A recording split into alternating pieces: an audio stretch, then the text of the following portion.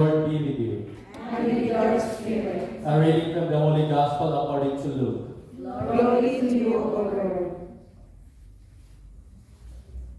Since many have undertaken to compile a narrative of the events that have been fulfilled among us, just as those who were eyewitnesses from the beginning and ministers of the word have handed them down to us, I too have decided, after investigating everything accurately anew, to write it down in an orderly sequence for you, most excellent Theophilus, so that you may realize the certainty of the teachings you have received. Jesus returned to Galilee in the power of the Spirit, and news of him spread throughout the whole region. He taught in their synagogues and was praised by all. He came to Nazareth, where he had grown up, and went according to his custom into the synagogue on the Sabbath day. He stood up to read and was handed a scroll of the prophet Isaiah. He unrolled the scroll and found the passage where it was written, "The Spirit of the Lord is upon me, because he has anointed me to bring glad tidings to the poor. He has sent me to proclaim liberty to captives and recovery of sight for the blind, to let the oppressed go free, and to proclaim a year acceptable to the Lord." Rolling up the scroll, he handed it back to the attendant and sat down. And the eyes of all in the synagogue looked intently at him. He said to them, "Today, this scripture passage is fulfilled in your hearing." The Gospel of the Lord. Praise to you, Lord Jesus Christ. Please be prepared for the Holy. Today, this scripture passage is fulfilled in your hearing. I could only hope I could say that also, but we are not the Lord. I am not Christ. I could only learn from Him. Si Jesus, siya mismo ang salita ng buhay. Siya ang Word that made flesh. Siya ang salita na naging tao. So, whatever comes out of His mouth is the fulfillment of His Word. A fulfillment of what He has read in our Gospel today. So our Gospel today is not a very long Gospel, pero maraming nangyari, maraming dapat i-introduce. First, we have the author, St. Luke, na nagsabi na since maraming nagsulat about sa mga nangyari na eyewitnesses from the beginning of the ministers, ako mismo din, I decided na magsulat after my investigation accurately, accurately, and in the order of sequence, and read it for you, Theophilus. Theophilus is a name, and so that you may realize the certainty of the teachings you have received. So ito yung introduction ng Gospel of St. Luke. So as we know, St. Luke is not among the 12 disciples, no? Kasali ba si St. Luke sa 12 disciples? Kasi sinabi hindi siya kasali. So si St. Luke is not among the 12 disciples, but he is a close collaborator, especially with St. Paul. So according to tradition, St. Luke is a painter, he is a doctor, and he has given up these things in order to preach the good news. So in most of the missionary journeys of St. Paul, Luke was also there. So, ang Gospel of St. Luke, maybe it was written 70 years after the death of Jesus. St. Luke himself was not a first-hand witness. Hindi siya mismo nakakita, or maybe he has seen Jesus, but not all of the works, or not all of the incidents that he was there. And 70 years after Jesus death. So kung na-imagine nyo, 70 years, mahabang 60 to 70, mahabang taon na yun, no? Marami na ang namamatay. So yung mga unang nakakita, yung mga first disciples, yung iba sa kanila wala na, patay na. Yung iba sa kanila, hindi na makaalala, matanda na, ugod-ugod na, kailangan ng assistant. And yung iba sa kanila, siguro is wala nang point of reference. So these people, they thought that the second coming of the Lord would be upon their lifetime. So akala ng mga unang Kristiyano na muling pagbalik ni Jesus ay mangyayari sa buhay nila, na nandyan pa sila. Ngunit nakita nila na unti-unti nang namamatay, yung mga first-hand witnesses. So yung ibang tao nagsusulat about this person, Jesus, the Word who became flesh. At since maraming tao nagsusulat, iba't iba ng version. Yung iba hindi na totoo, fake na. Mga ancestors na mga fake news peddlers. Yung mga iba nagsusulat na hindi naman nila, wala naman silang right hand or correct references, wala namang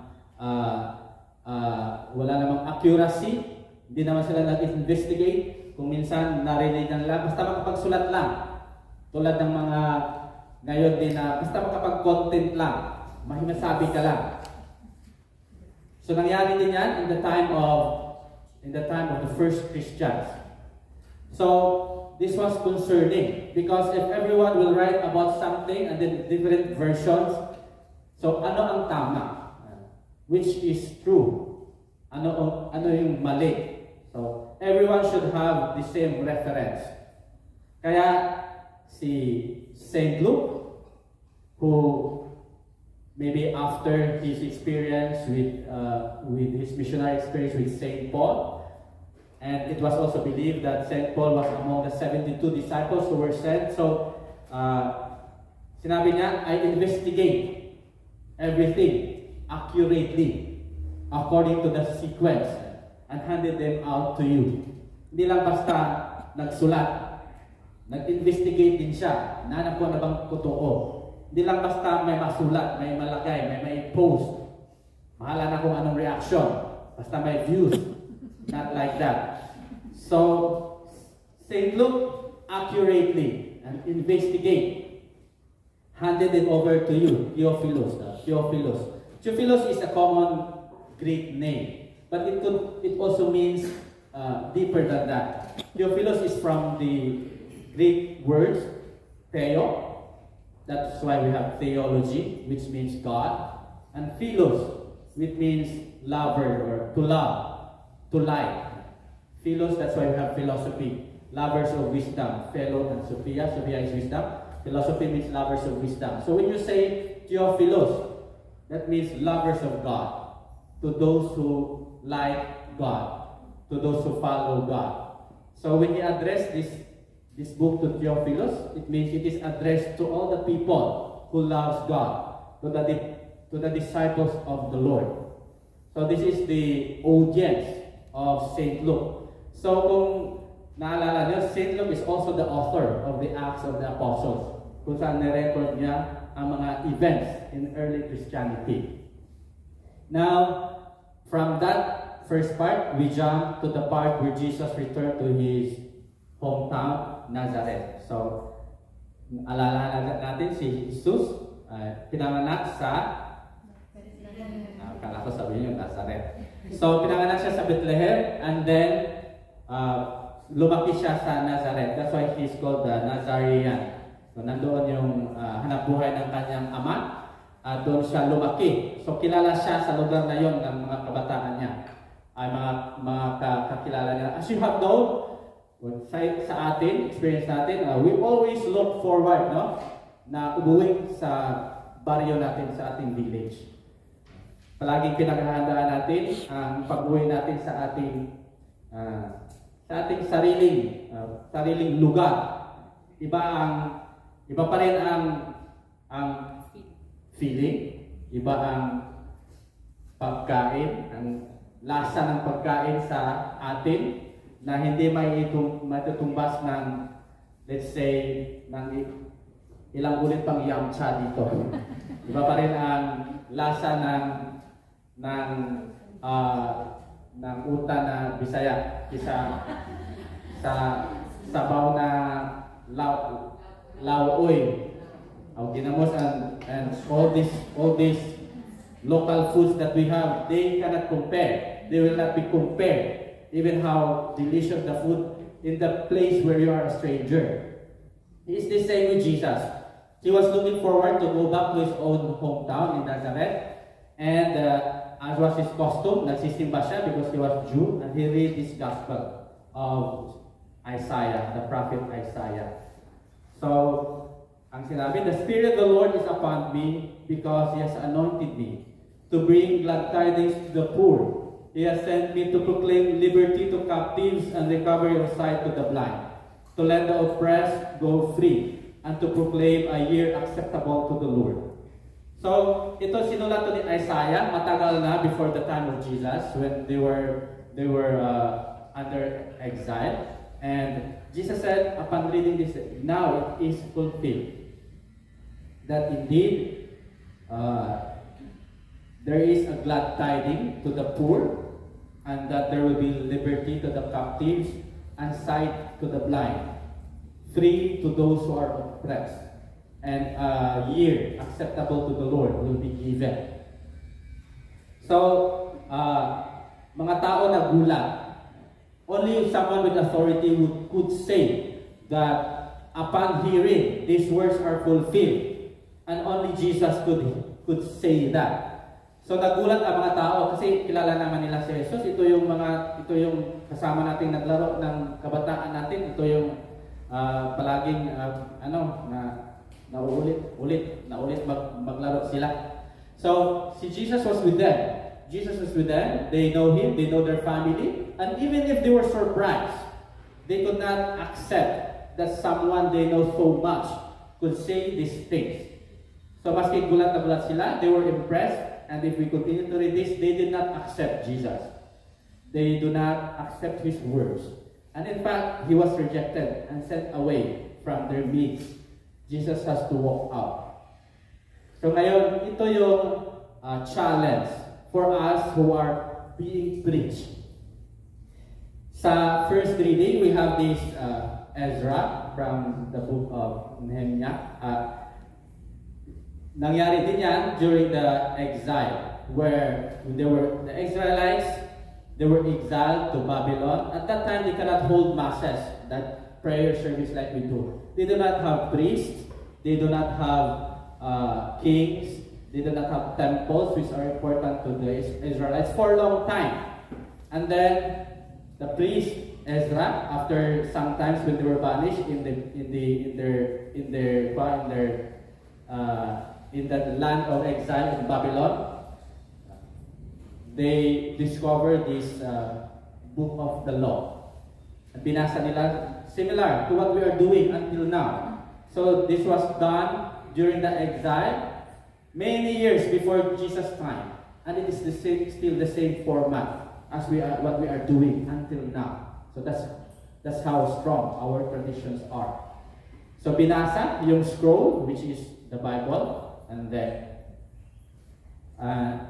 people were saying amen, and then people were crying because they realized their unfaithfulness to the Lord. They realized their sinfulness. Lumabot ang kanilang puso. They were banished, they were exiled to Babylon because they interpret it because of their sins, because of their unfaithfulness to the Lord. Now there was conversion on their part. The word of the Lord touched them, moved them, and changed them. In the second reading, we also have the same. St. Paul reminded the Christian community of their unity. Na iba-iba man ang gift nila. Greeks man sila, Jews, slaves, and free persons. They are but one, brothers and sisters. And tulad ng isang katawan, dapat magbuo at hindi huwa-hiwalay. It is a good reminder for all of us who are serving in the church. we are serving as body of Christ. Hindi, wag mong pakialaman sa amin ito. Madalas ganyan ang nangyayari sa mga grupo-grupo. Amin yan. Walang pakialamanan. No. We are concerned for everybody because we belong to the same body, and that is the body of Christ. Now, if we are concerned, we will be happy with the happiness of others. We will be sad with the sadness of others. Hindi yung pag masaya sila, hahanapan mo ng ikakalungkot. Pag masaya yung tao, hahanapan mo ng ikakasira niya. Hindi dahil masaya sila, sisiraan mo hanggang malungkot din sila. O di kaya, kung malungkot sila, saka ka naman sasaya. A real body is not like that. A body, just like your own body, kung may masakit sa anumang parte ng katawan, sasakit ang buong katawan. Because we are all connected. We are all affected. The whole body is concerned.